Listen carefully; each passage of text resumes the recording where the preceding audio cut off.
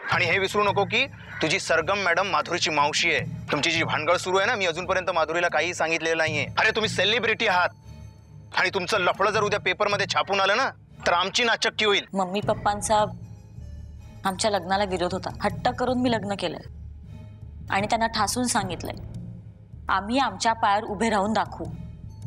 मग त्यासाठी प्रयत्न नको करायला. अवीला तसं फारसं या फील्डमधलं माहिती नाहीये ग. तो नवीन आहे. बरीच जबाबदारी माझ्यावर आहे. असला निर्लज्ज धीर जर घरात असेल तर ती येईल का आपल्या घरात? बघा खरंच तसं काही नाही. हा फक्त पब्लिसिटी स्टंट आहे. हे असले धंदे करता प्रसिद्धी मिळवण्यासाठी, स्वतः बरोबर स्वतःच्या कुटुंबाला सुद्धा बदनाम करता. अरे हे असले धंदे करायचे होते तर मग तू गायक कसला? म्हणून सांगत होतो तुला या क्षेत्रात पडू नकोस.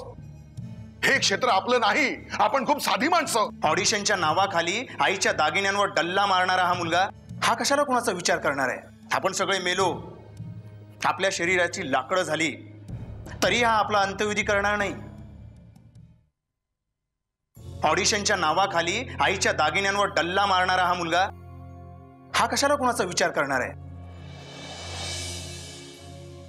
आपण सगळे मेलो, आपल्या शरीराची लाकडं झाली तरी हा आपला अंत्यविधी करणार नाही.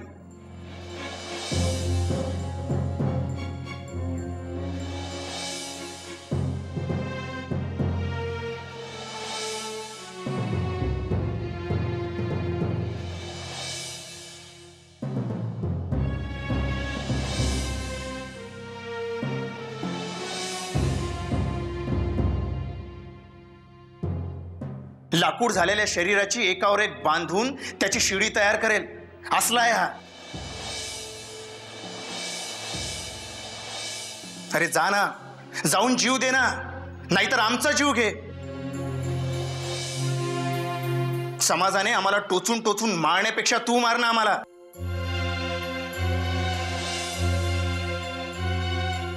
पण नाही, ते नाही करणार हा. तुरुंगात जावं लागेल ना, मग त्या मॅडम सोबत प्रेमाचे चाळे कसे करता येतील?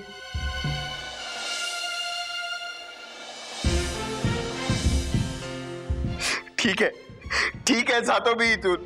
पुन्हा कधी तोंड दाखवणार नाही स्वतःचं. जातो आणि जीव देतो स्वतःचा. सागर, तो बघा ना काय सागर.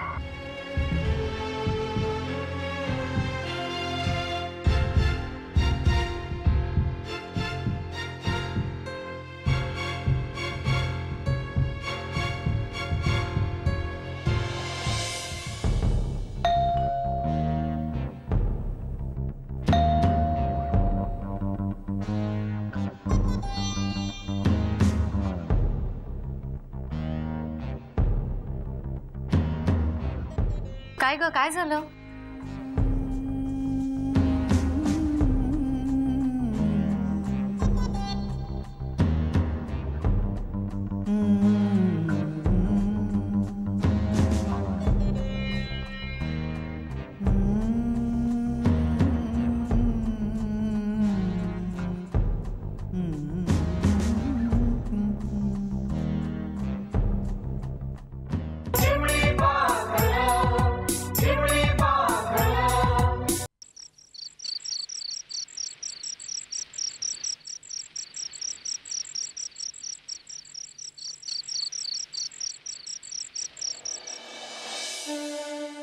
अशा त्या सरगमराव मॅडम कडे जाऊन आपण स्वतः शहानिशा करून घ्यायला हवी. कसली शहानिशा करून घेणार आहात? याचीच की ते फोटो खरे आहेत की कम्प्युटरवर क्रिएट केलेले आहेत. त्यानं काय सिद्ध होईल? म्हणजे अहो, हे फोटो खोटे जरी असले ना तरी ते सागरच्या संमतीनं केलं हे त्यांनी सगळ्यांसमोर कबूल केलंय की नाही? मला ना या बाईचं एक कळत नाही. ज्या घरात आपली भाची दिले त्या घरातल्या मुलाबरोबर ही बाई अशी वागूच कशी शकते? नाही नाही, मी त्यांना भेटून जाब विचारणारच आहे. आता 4 दिवस तीच बातमी पेपरमध्ये येईल, टीव्हीवर तीच बातमी दिसणार. ते चॅनलवाले लोक आपली प्रतिक्रिया विचारायला दारावर येऊ नयेत म्हणजे मिळवलं. सागरचं गाण्यात करिअर होतंय म्हणून किती खुश होतो आपण. नाही, सागर एकटा राहतो, आपल्यासोबत राहत नाही, याचं दुःख आपण त्याच्या करिअरकडे बघून विसरतोय तोच हा धक्का. आयुष्यभराच्या मेहनतीचं फळ मुलांच्या यशामुळे मिळतं, पण आपल्यासाठी तेच फळ विषारी ठरतंय. हे केवढं मोठं दुर्दैव आहे आपलं. आशा,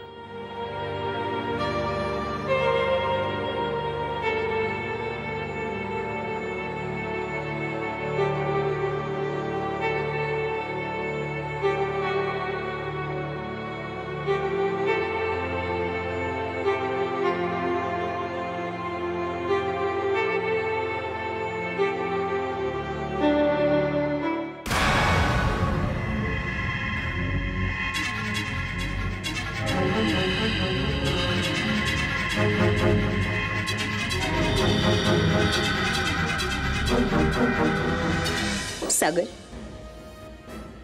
आपण असं वागायचं की आपल्याशिवाय समोरच्याच्या मनात दुसरा कुठलाही विचार येताच कामा नये. इतकं ओव्हर पॉवर व्हायचं आपण.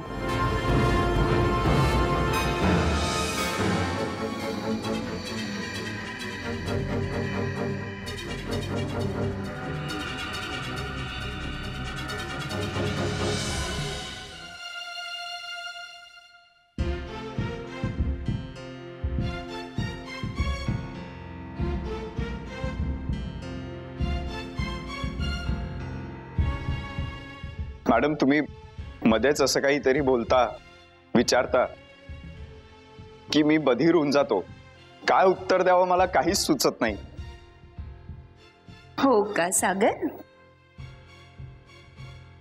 मला सांग, तो अनुभव कसा वाटला? मॅडम,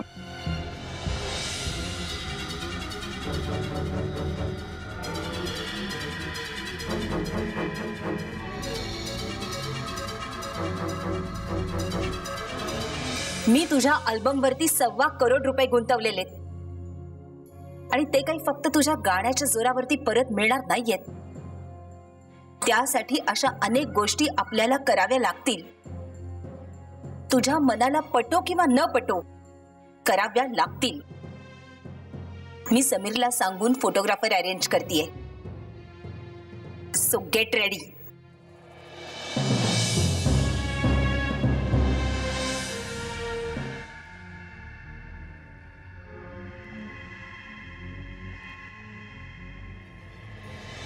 म्हणून सांगत होतो तुला, या क्षेत्रात पडू नकोस. हे क्षेत्र आपलं नाही. आपण खूप साधी माणसं. हे बघ, आपण क्षणभर विश्वास ठेवूया की तू बोलतोयस ना ते खरं आहे. हे सगळं काय आहे ते खोटं आहे. पण हे सगळं कुणाला सांगणार आहोत की हे सगळं आहे ते खोटं आहे म्हणून? आणि माधुरी आणि त्या मॅडम त्यांचं नातं काय तुला माहिती आहे ना? मग तेव्हाच सांगायचं होतं मी हे असलं काही करणार नाही म्हणून. याला कुठे पडली आहे कुणाची? तुम्ही मारा, काही करा, मला फक्त मोठं व्हायचं आहे.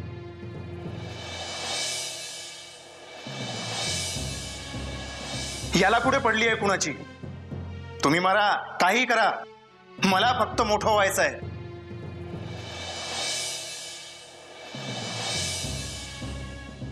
ऑडिशनच्या नावाखाली आईच्या दागिन्यांवर डल्ला मारणारा हा मुलगा, हा कशाला कुणाचा विचार करणार आहे?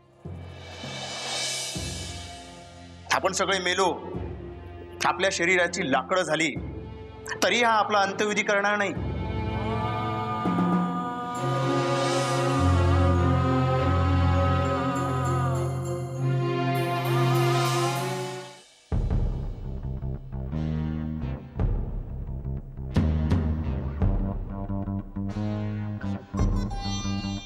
प्रिया, आता काय झालं? अगं बोल ना काहीतरी. काय नाटकं चालू आहे मला कळत नाहीये.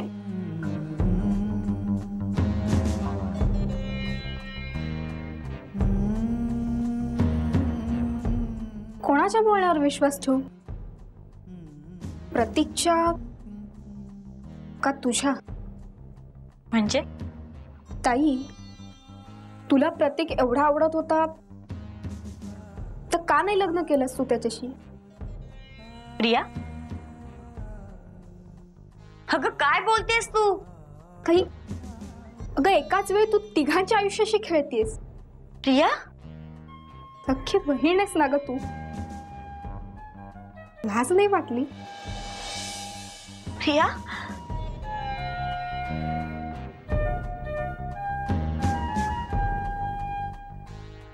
प्रिया,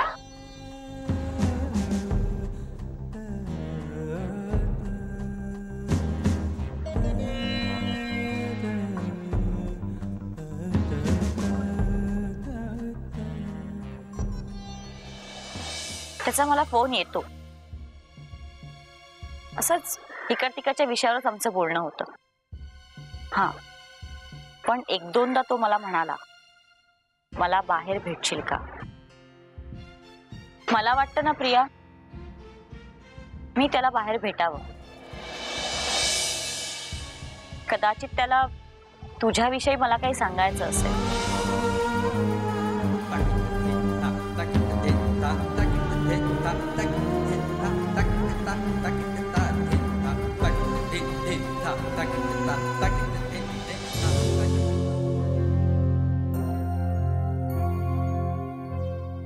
माधुरी, तुम्हाला भेटायला आलीस? बरं वाट.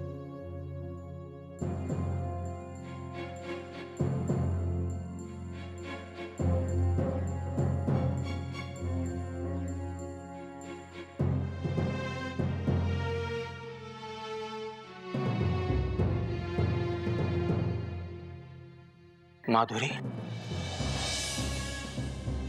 छान दिसतेस. स्पष्ट सांग, प्रियामध्ये मला जराही इंटरेस्ट नाही.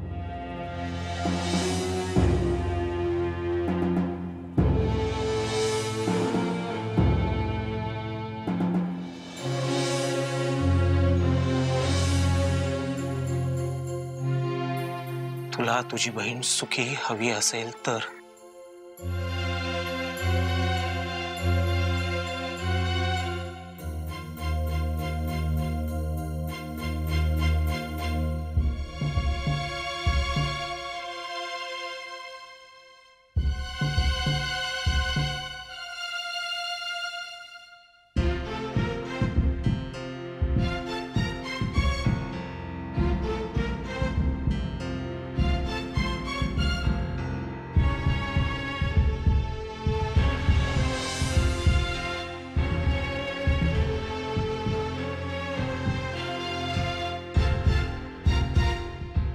माधुरी,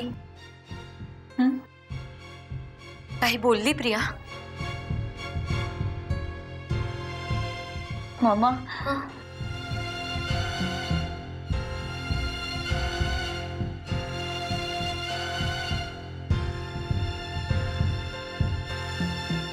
मामा,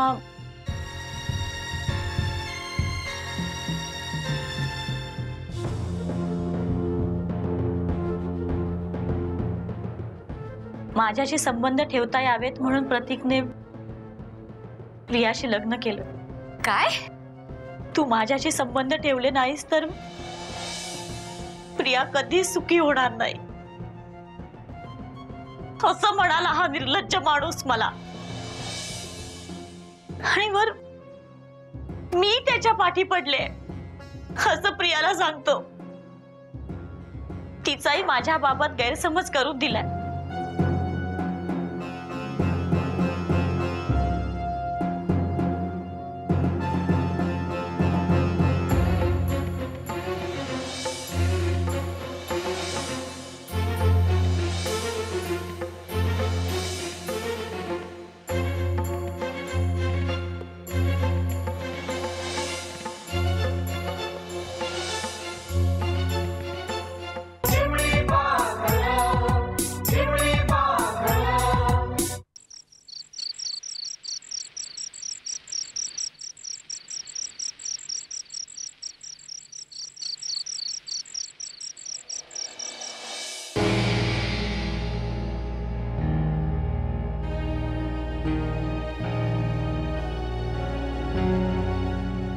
कोणाला फोन ट्राय करतोयस? अगं माधुरीला ट्राय करतोय. मग रिंग जाते पण ती फोनच घेत नाहीये माझा. अरे चिडली असेल, राग गेला ना की घेईल फोन. अगं माधुरीचा स्वभाव माहिती आहे मला. हे प्रकरण खूप महागात पडणार आहे मला. म्हणजे माझा काहीही संबंध नसताना माझा संसार मोडणार. अरे एवढ्या टोकाचा विचार का करतोयस दादा? काय रे, काय चाललंय? आई बघ ना, माधुरी याचा फोन घेत नाहीये, त्यावरून हा याचा संसार मोडेल की काय असा विचार करायला लागलाय. हवी हो आई, म्हणजे माधुरीचा स्वभाव पाहता ती अशा गोष्टी कधीच माफ करणार नाही. म्हणजे अगं असा धीर असेल म्हणजे कुठल्या मुलीला आवडणार? नाही, बरोबर आहे तुझं. मलाही तुझं सगळं म्हणणं मान्य आहे. सागरने आणि सरगमने जे काही केलं ना, त्यामुळे माधुरीने तुमचा संसार मोडण्याचा प्रश्न येतोच कुठे? त्याच्याशी काय संबंध आहे तिचा? नाही, तरी सुद्धा ती इथे यायला नकार देत असेल तर आपण जाऊ तिकडे आणि तिची समजूत घालून तिला परत घेऊन येऊ. अगं ती तिच्या बापाचं ऐकत नाही, आपलं कसं ऐकणार? खरं सांगू का, या सगळ्यात ना तिच्या मावशीचीच चूक आहे. तिनेच बरीला घातलं की नाही सागरला हे सगळं करायला. ते काही असो, पण माधुरी ऐकणार नाही. ठीक आहे, फार फार तर काय होईल, माधुरी इथे यायला नकार दे.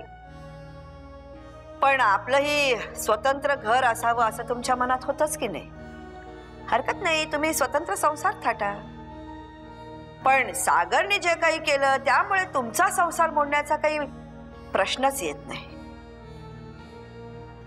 तू काही काळजी करू नकोस आणि फारसा विचारही करू नकोस.